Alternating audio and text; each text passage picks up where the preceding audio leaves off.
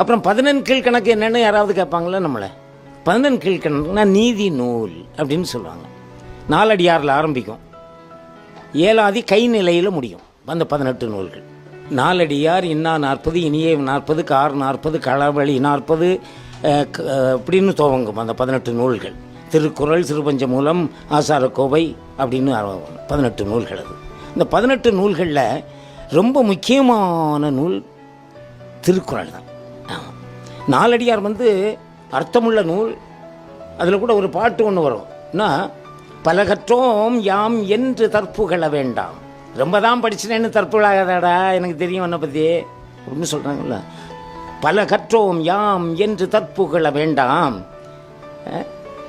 அலர் கதிர் நாய் ஞாயிறை கைக்குடையும் காக்கும். இந்த சூரியனை கையில் இருக்கிற குடை காத்துக்கிடுமா, நிழல் கொடுத்துருமா.